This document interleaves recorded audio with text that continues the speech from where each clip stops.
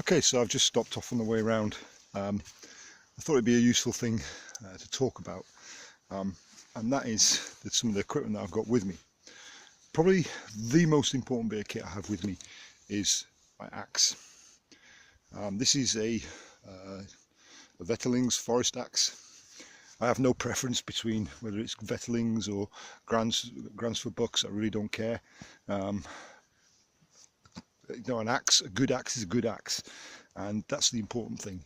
So have a good axe out here. It just means everything.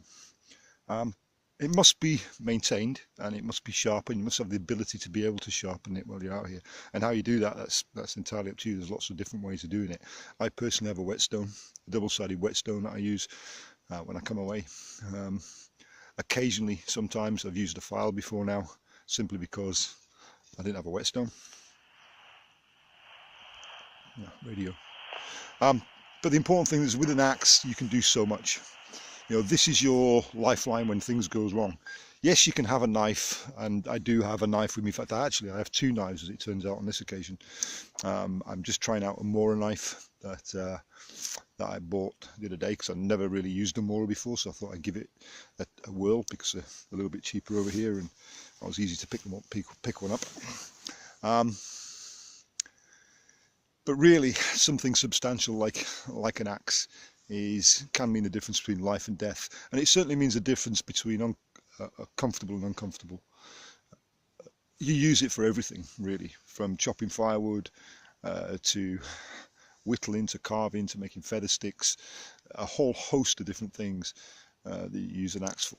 Now, those that you know me and have seen stuff that I've done before, or seen pictures of me, will know that most of the time when I go away, I take a parang that was made for me by the Iban in Borneo, and I can't get away from that parang. That parang has been with me for many years. I'll probably end up getting buried with that parang, but equally as valuable, and certainly just as useful once you learn how to use this axe. It is a good forest axe. Now, I did bring two axes over here. I brought a lightweight felling axe and my forest axe, and quite frankly, I don't go anywhere without it. I've got a belt on my rig, and I just tuck it between my belt, so it's always available. And of course, I have my knife on there as well. In my bag, I have my kind of bushcraft survival bag with the usual things in it. I've got a canteen with a metal mug. I have a sandy, a bush saw. I have my other Ramirez knife and in there. I think it's in there at the moment. A small first aid kit. The usual sort of things. Fire lighting kit. But in reality, once you become a competent bushman, or a competent survivalist, or a competent prepper, whatever, it's immensely liberating if you are skilled.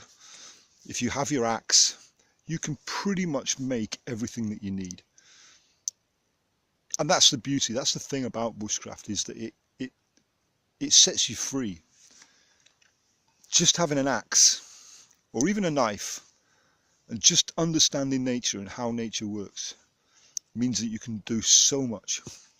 And you don't need to have all the encumbrances that you see people with. Yes, if you go to the top of those mountains, you're going to need a whole load of kit, and I agree with that. But there's nothing to sustain you up there, so you wouldn't stay up there anyway if you were doing a hike.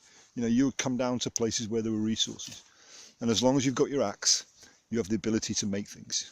You have the ability to make fire. You have the ability to make shelter. Those two things are probably, in the first instance, the most important things. Water, you've got at least 24 hours. Food, crikey, you've got days. You've got days you can go without food. Yes, it'll be uncomfortable. So, shelter, fire, water are the three main priorities. And certainly in this environment, shelter and fire are the two biggies. And for that, any bushcraft guy, any survival guy, needs to have a cutting tool, and one that they're used to and that they're capable and competent with. Don't just go out and buy an axe and then start slashing away at things. Learn how to use it properly. Learn to use it as a tool and more, and just as important, keep it sharp.